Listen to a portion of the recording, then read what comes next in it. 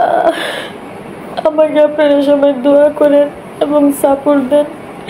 আমাকে প্রচারণা করতে গিয়ে নিখোঁজ মহিলা ভাইস চেয়ারম্যান প্রার্থী। ব্রাহ্মণবাড়িয়া জেলার বিজয়নগর উপজেলা পরিষদ নির্বাচনে মহিলা ভাইস চেয়ারম্যান প্রার্থী প্রীতি খন্দকার হালিমা নিখোঁজ রয়েছেন বলে অভিযোগ করেছে তার পরিবারের লোকজন। এই ঘটনায় বুধবার 29শে মে বেলা 11:30টায় প্রীতির স্বামী বিজয়নগর থানায় সাধারণ ডায়েরি করেছেন। এর আগে মঙ্গলবার দুপুর 2টা থেকে বুধবার 12টা পর্যন্ত প্রার্থীর খবর পাওয়া যায়নি বলে প্রীতি খন্দকারের স্বামী মাসুদ খন্দকার নিশ্চিত করেছেন। মাসুদ খন্দকার বলেন, আগামী 5 জুন বিজয়নগর উপজেলা নির্বাচনে ভোট গ্রহণ অনুষ্ঠিত হবে। এই নির্বাচনে আমার স্ত্রী মহিলা ভাইস চেয়ারম্যান পদে পদ্মফুল প্রতীক নিয়ে নির্বাচন করছেন। সার্ভার ত্রুটির কারণে প্রীতির মনোনয়নপত্র জমা দিতে সমস্যা হওয়ার ফলে হাইকোর্ট থেকে প্রার্থিতা ফিরে পান তিনি।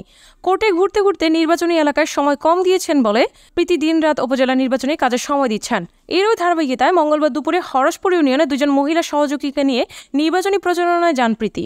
হরসপুরের ঋষিপাড়ায় নির্বাচনী প্রচারণা করতে যান তারা। বাকি 2জনকে বাইরে রেখে প্রীতি ভোটারের সঙ্গে বাড়ির ভেতরে গিয়ে কথা বলছিলেন। 10 থেকে 20 মিনিট পার হলেও প্রীতি বের না হলে বাকি 2জন মহিলাও ভেতরে যান। ভেতরে গিয়ে প্রীতিকে খুঁজে পাননি তারা। পরে অনেকক্ষণ খোঁজাখুঁজি করে প্রীতিকে না পেয়ে বাড়িতে চলে আসেন তারা। তিনি আরও বলেন, আমি সন্ধ্যা পর্যন্ত অপেক্ষা করে উপজেলা সহকারী রিটার্নিং কর্মকর্তা ও উপজেলা নির্বাহী কর্মকর্তা সহ থানার ওসিকে বিষয়টি অবগত করি।